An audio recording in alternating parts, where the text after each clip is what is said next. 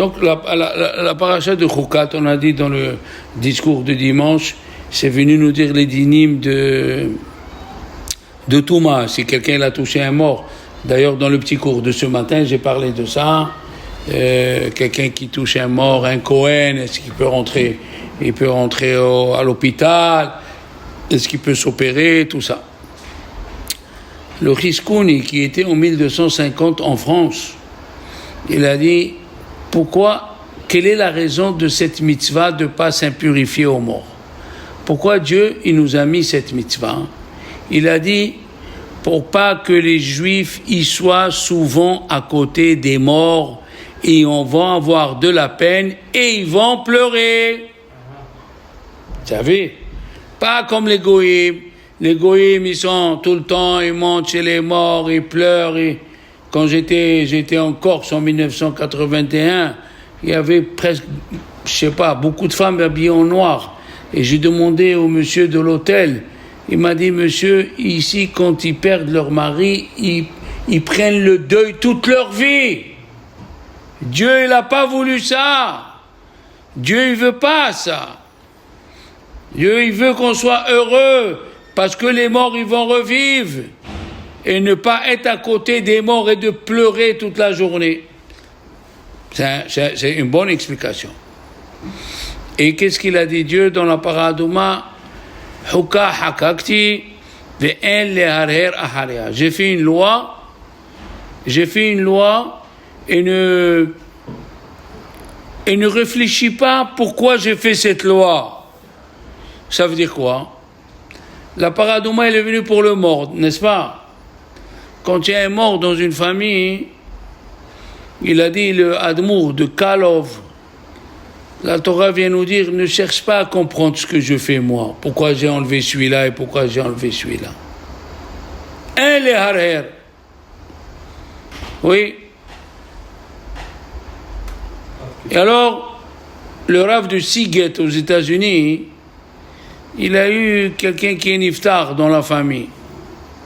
Après les 7 jours, il s'est levé, il a montré à sa famille, regardez la bouteille de lait. Il y a une date. Après cette date, on ne peut pas le boire. Il a tourné. Il a dit, après 7 jours de pleurs, on arrête, ça y est. Dieu, il a voulu.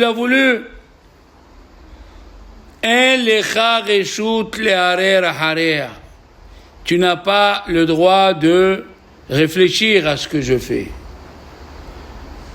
Est-ce que le Admour de Kreuzberg, le pauvre, il a perdu sa femme et ses 11 enfants dans la Seconde Guerre mondiale. Et il s'est remarié et il a eu 11 enfants. Alors ils lui ont dit, comment tu as fait pour résister? Il a dit, s'il y a un pasouk, dans le matin après Baruch She'amar, on dit, Ki hu amar vayehi, hu tziva vayamod, après Baruch She'amar. Hu amar vayehi. Vayehi, on sait que le mot vayehi, c'est pour annoncer les malheurs. Vayehi bimeh Ahashverosh. D'accord? Le mot vayehi bimeh shefot hashoftim. Il a dit, c'est Dieu qui a dit vayehi. Dieu, il a dit le malheur. Hu tziva vayamod. Lui, il nous a ordonné de se remettre debout. Malgré les souffrances, c'est pas facile, on le dit. Malgré les souffrances, il faut se remettre debout, il n'y a rien à faire. Tu n'as pas le choix.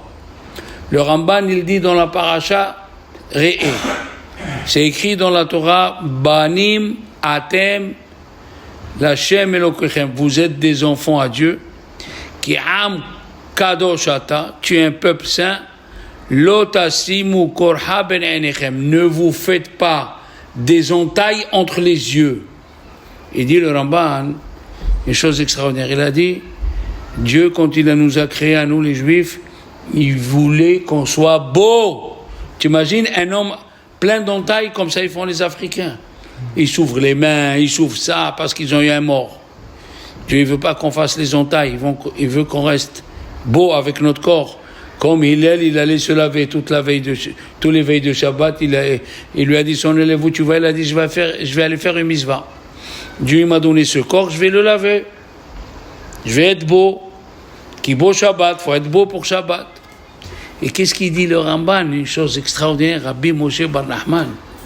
Il a dit, parce que Akadosh Baruch Hu, il laissera jamais un juif de côté, même s'il le prend jeune.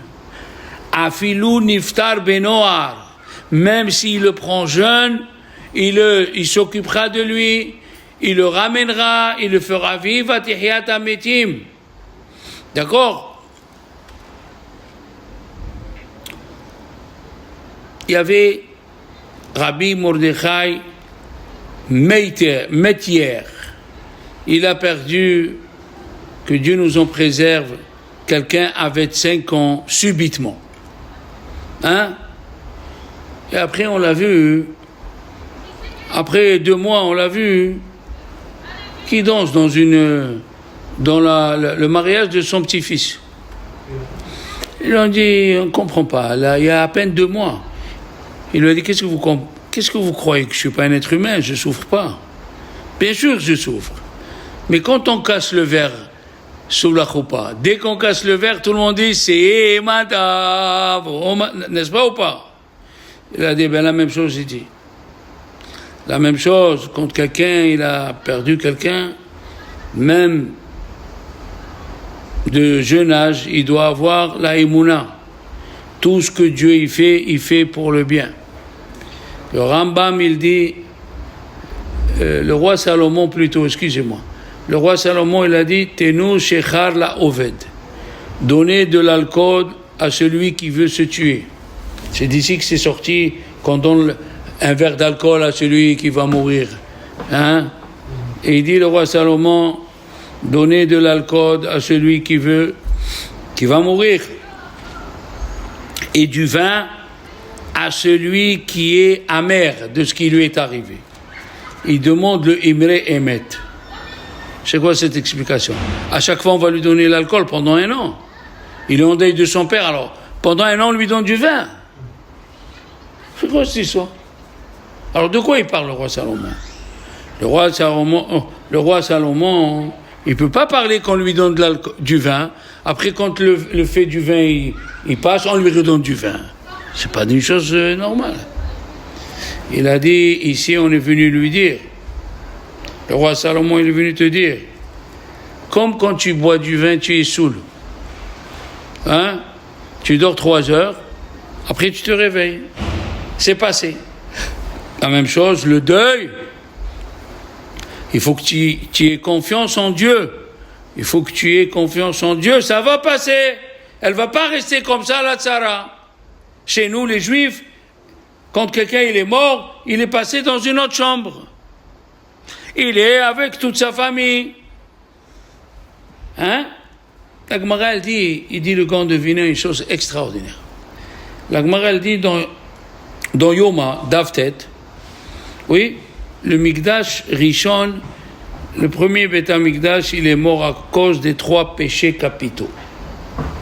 Il faisait l'inceste, il tuait pour rien, hein, il faisait Avodah Zara. Le deuxième Beth Amikdash, Chachamim disent, ils sont morts à cause de Sinat Hinam. Vous le savez, l'histoire on l'a racontée.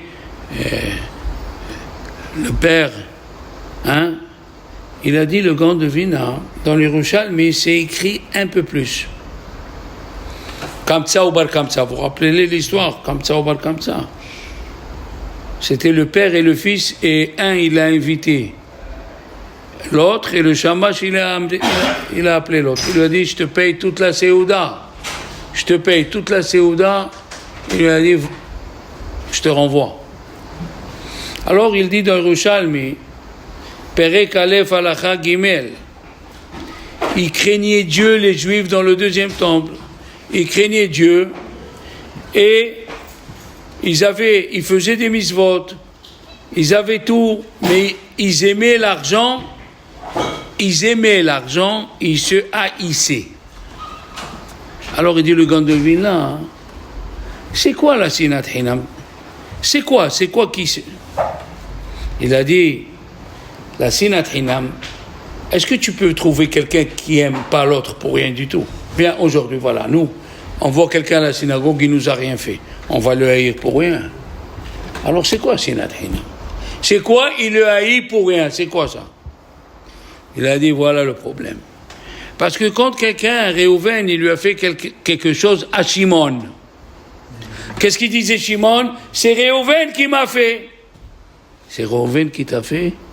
Tu as oublié que c'est Dieu qui l'a envoyé. Sous cette phrase, c'est lui qui m'a fait, tu reniais Dieu.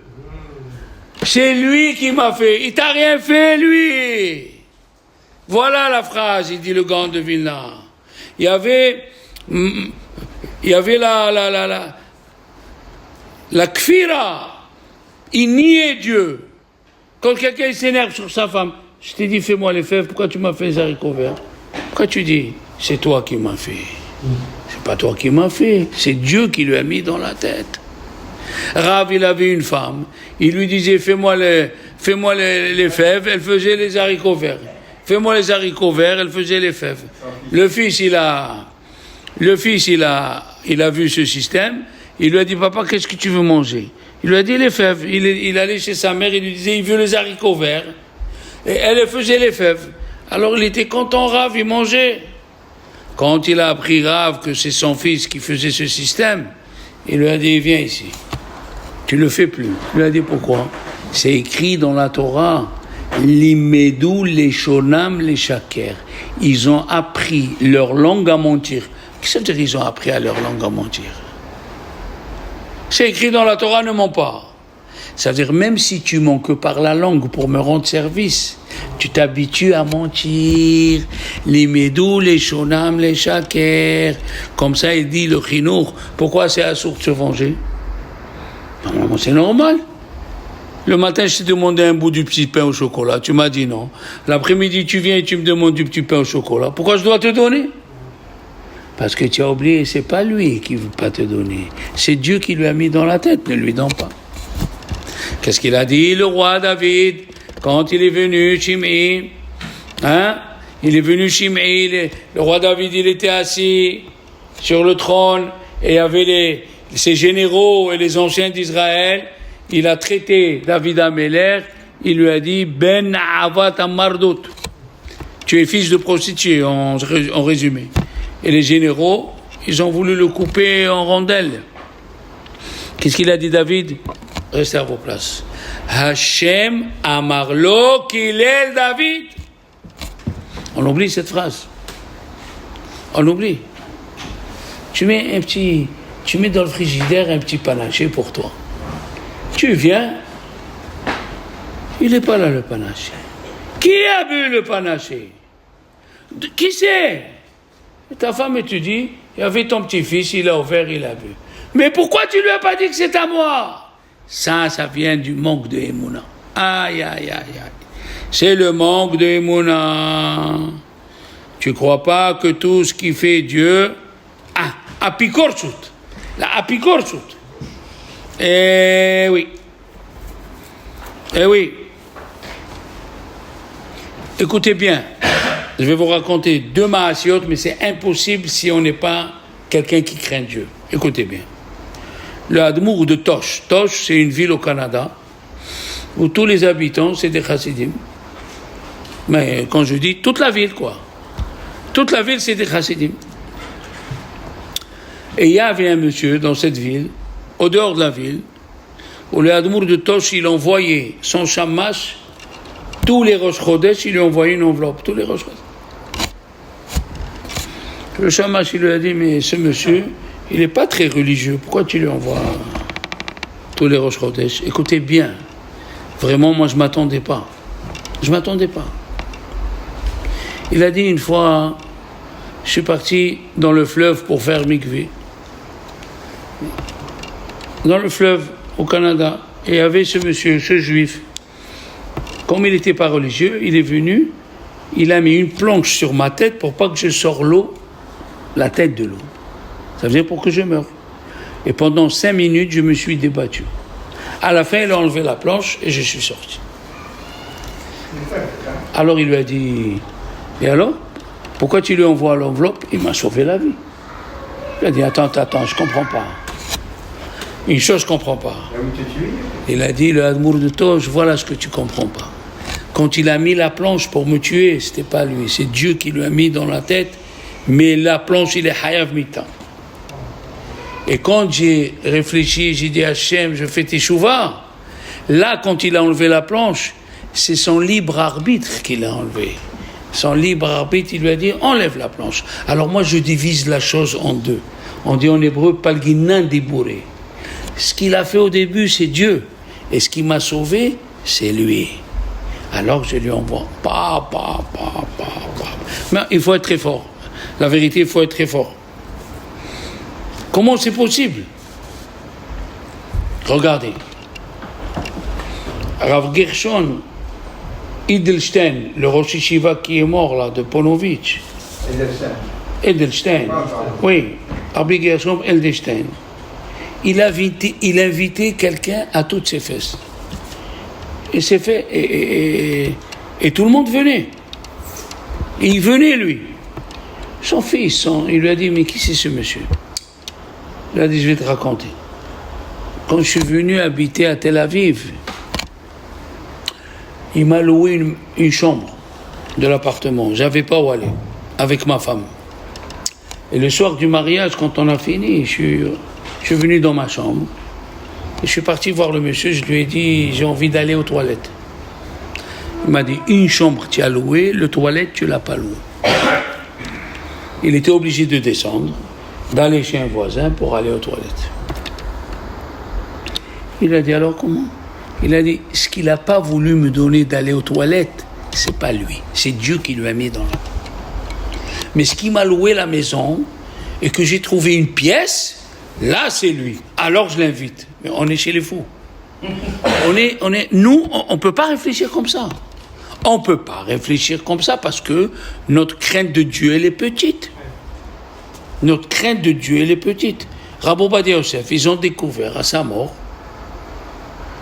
qu'il envoyait une enveloppe à la première fiancée qu'il était avec elle et que son père ne voulait pas et qu'elle ne s'est pas mariée. Et tous les mois, pendant 30 ans, il lui envoyait tous les mois une enveloppe. Mais ça y est, on t'a présenté une fille, c'était pas celle-là. Tu as épousé la deuxième. Non. Si elle n'est pas mariée, elle souffre, la pauvre. Rabbi Gershon Edelstein, pareil, écoutez bien. Écoutez bien. Il y a un monsieur qui l'a fait honte quand il était jeune. Il n'a rien dit. Rabbi Yaakov Edelstein, Rabbi Gershon Edelstein, il n'a rien dit. Après 30 ans, ce monsieur, il est venu le voir. Il lui a dit, je viens te voir pour te demander pardon. Qu'est-ce qu'il lui dit, Rabbi Gershon Edelstein, Léon? Il lui dit, c'était difficile pour toi de venir jusqu'ici, non? Il a dit, très difficile. Et tu es venu? Il a dit, oui. Il a dit, d'abord tu me bénis, après on verra. Bénis-moi d'abord, c'était difficile et tu es venu. Chez qui on est? Chez qui on est? Rabbi Avraham Yafan, le beau-fils du Sabbat de Nobardok, était aux États-Unis. Et un de la synagogue, il a marié son fils et il l'a invité. Comme si tu as invité Rabbi Ovadia Yosef. Rabbi Avraham Yafan, c'était un gaon. Il lui a rien donné, ni une bracha, rien. Rabbi Avraham Yafan, les enfants, quand il a marié un de ses enfants, il l'a invité, il lui a donné une bracha. Les gens lui ont dit, mais c'est quoi ça? Il a dit, c'est ça. Le Satan, il a voulu m'attaquer pour que je me venge. Il ne m'a pas donné de kavod. Eh bien, je ne me venge pas. Je lui donne une bracha.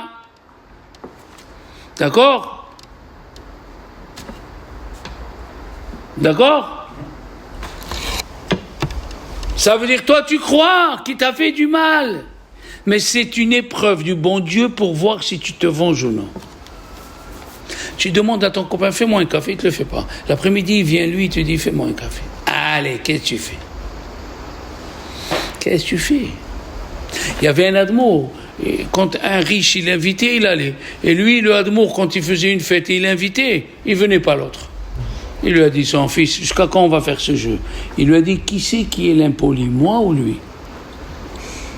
Aïe, aïe, aïe. Il lui a dit, moi, je suis poli, je vais quand il m'invite. Si lui ne veut pas venir, c'est lui l'impoli. Regardez comment il faut réfléchir. Mais c'est pas possible. Hein? C'est extraordinaire ou non? Il y avait une histoire comme ça, écoutez bien. Un monsieur, il est rentré dans un taxi, il lui a dit, amène-moi, on va dire à La Rose, c'est loin d'ici. Hein? Le Redon, La Rose. Au milieu du chemin, hein, il lui a dit, le chauffeur, je crois que je fais une hypoglycémie. Je suis en train de faire une... Il lui a dit, n'aie pas peur, j'habite à côté. Il a poussé, il a pris la voiture, il l'a amené jusqu'à chez lui. Ils lui ont donné du sucre et tout. Et il a retrouvé les yeux, il a tout retrouvé. Alors il lui a dit maintenant, il lui a dit, ok, tu m'as ramené chez moi, tu m'as donné du sucre, kol hakavod, mais il faut me payer le taxi, tu es venu chez toi maintenant. Ouai, quelle catastrophe. Il lui a dit, je l'ai amené chez toi. Hein?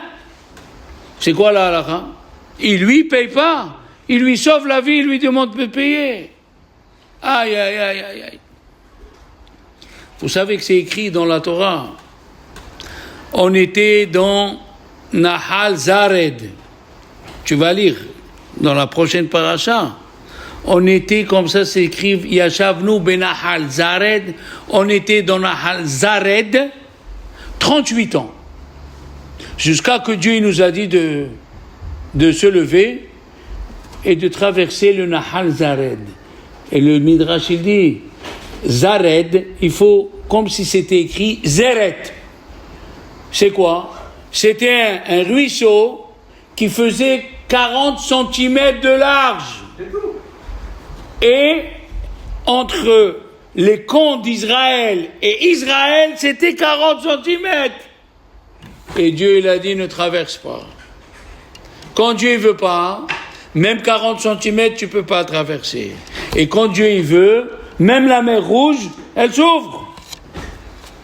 Vayahanu benahal Zared, 38 ans. Oui, monsieur. Il a dit, le Imré, Emet, dans la paracha, les Juifs, ils ont parlé et de Moshe et de Dieu. Qu'est-ce qu'il a fait?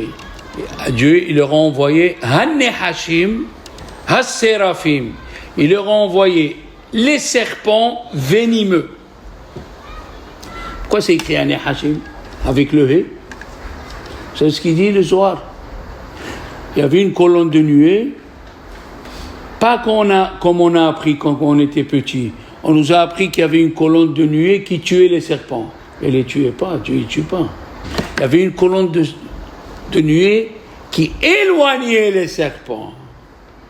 Et ces serpents-là, que Dieu éloignait, ils sont venus et ils ont piqué les enfants d'Israël. Il y a eu des morts. Tu parles de Moshe et de Dieu. Qu'est-ce qu'ils ont fait les Juifs? Ils sont venus chez Moshe, il a dit, on a parlé de toi et de Dieu, on fait Teshuvah. Qu'est-ce qu'il a dit, Dieu? Tu vas prendre un serpent, tu vas le mettre sur un grand mât, et tout celui qui a été touché par le serpent, il regarde le serpent et il guérit. D'accord? Et le Ramban, il dit, Rabbi Moshe bar Nachman, il dit, c'est connu que celui qui a été mordu par un serpent, s'il voit le serpent qu'il a mordu, il meurt. Il y avait un miracle dans un miracle. Mais la Mishnah de Rosh Hashanah, elle dit, Vechi nahash memitum haye. Est-ce que c'est le serpent qui fait vivre ou qui tue? Comme ça, elle demande la Mishnah. Elle a seulement. Quand les Juifs voyaient là-haut, ils guérissaient. Mais s'ils ne regardent pas là-haut, ils ne guérissaient pas. Alors la question, elle est. Tout le monde pose la question. Dans ce cas-là, pourquoi tu mets un serpent dans un drapeau pour qu'on le voit? Si c'est qu'il faut regarder là-haut, pourquoi tu mets le serpent? Alors, pour répondre à cette question-là, écoutez bien. Il y avait Rabbi Hanina ben Dosa, ils lui ont dit, Arav, il y a un serpent qui mord les gens quand on traverse ici. Il lui a dit, montrez-moi le trou du serpent. Ils lui ont montré le trou. Il a mis le talon à lui, il est sorti le serpent, il a mordu Rabbi Hanina ben Dosa et le serpent il est mort. Il leur a dit, Rabbi Hanina ben Dosa, c'est pas le serpent qui tue, c'est le péché qui tue. Alors les gens de son village, ils ont dit, malheur à celui qui se fait porte par un serpent. Et malheur au serpent qui rencontre Rabbi Hanina ben Dosa. Tu as compris? Alors, pourquoi Dieu, il a mis le serpent? Il a dit, il faut le mettre là-haut. Pour te dire, ne regarde pas le serpent, regarde qui c'est qui l'a envoyé. Comme le début du cours, c'est lui, c'est elle. Mais tu te trompes d'objectif, tu te trompes, monsieur. C'est Dieu qui t'envoie et il lui dit, comme David Ameller, il est rentré, le monsieur, il a dit à David Ameller, tu es fils de prostituée. Qu'est-ce qu'il a dit, David? Hachem amarlo kilel David. C'est Dieu qui lui a dit, maudit David. Maintenant, le serpent, comment il s'appelle? Nahash. Nun, Het, Shin. Hein? Il a dit Rabbi Moshe Wolfson. Nun, Het, Shin, c'est le début du mot Shomer Nafshot Hasidav. Aïe, aïe, aïe, Kadosh Baruch Hu, il garde celui qui prie.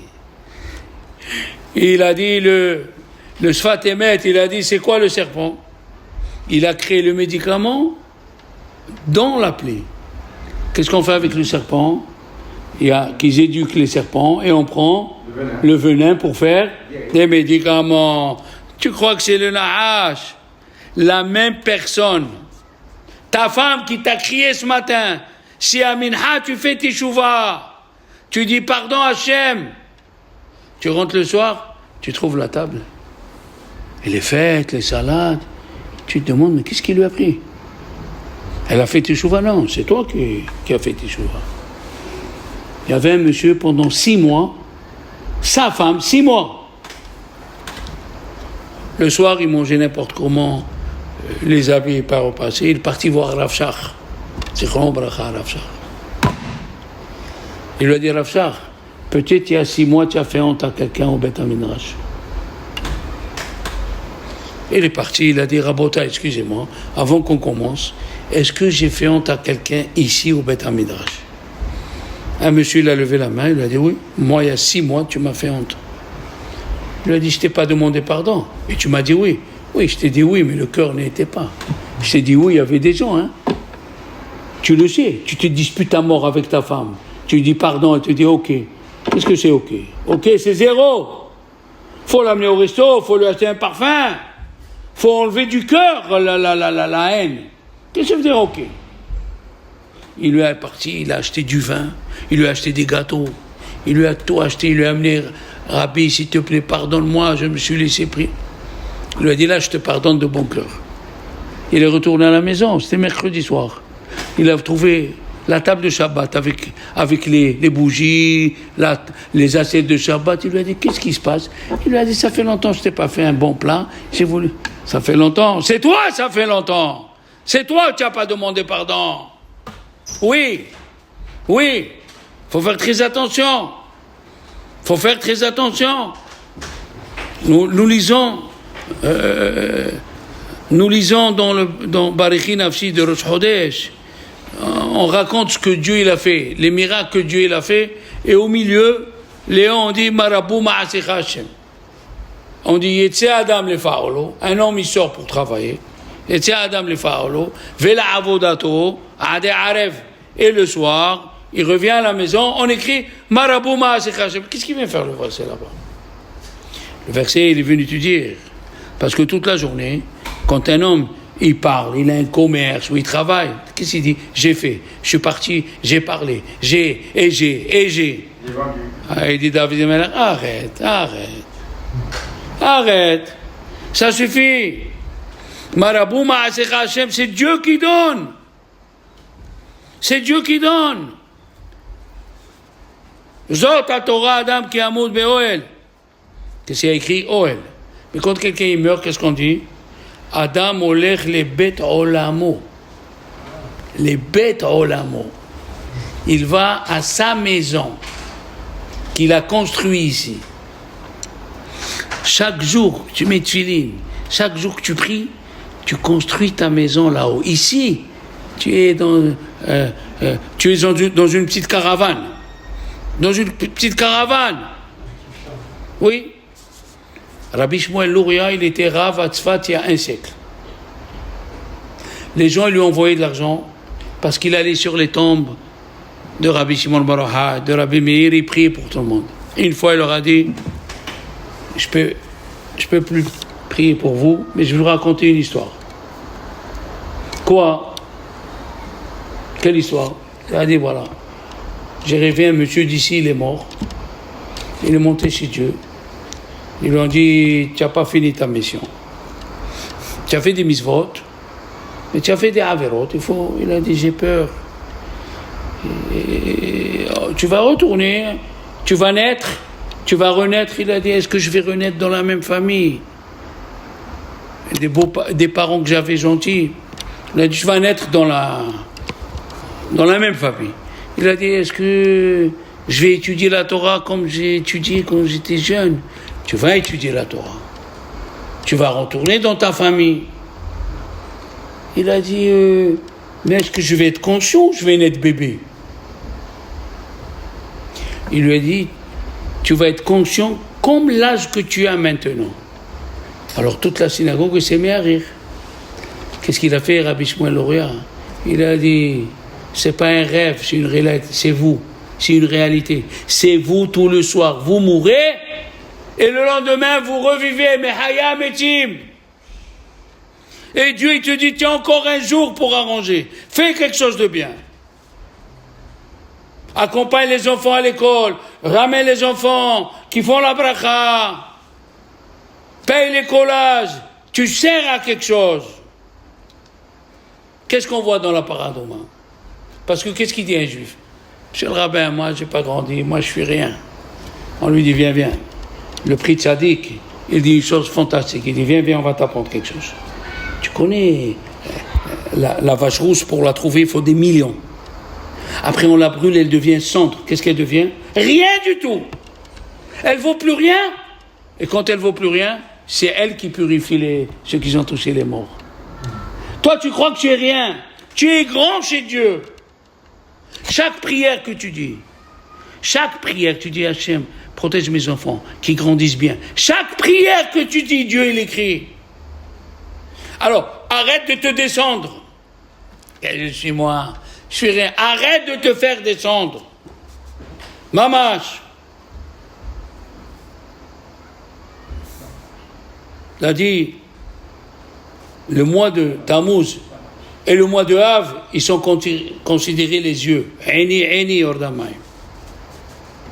Qu'est-ce qu'il a dit Rabbi Natan Rabbi Shis? Celui qui fait attention, parce que c'est écrit Eni ordamay, Uma et bonen al betula. À mon âge, qu'est-ce que je vais voir une jeune fille? Av et Elul. Tammuz et Av, c'est les mois des yeux. Elul, c'est le mois de la betula. Celui qui fait attention à ses yeux pendant juillet, août, il n'a pas peur de Rosh Hashanah Kippour. Il n'a pas peur du mois d'Elul. Il n'a pas peur. Tu dois savoir que dans le monde futur, là-bas, la Gemara al-Dom Sahim elle dit que si quelqu'un il voit une jeune fille, il détourne la tête. Elle est habillée mal, tu détournes la tête. Dieu lui dit à la yeshiva, c'est le malin, arrêtez d'étudier. Voilà mon fils, il a le Yetzerara de voir, il ne voit pas. Écrivez, il n'a pas vu. À chaque fois que tu fermes les yeux, tu as une Kedusha qui vient chez toi. Bon, on continuera si Dieu veut, hein?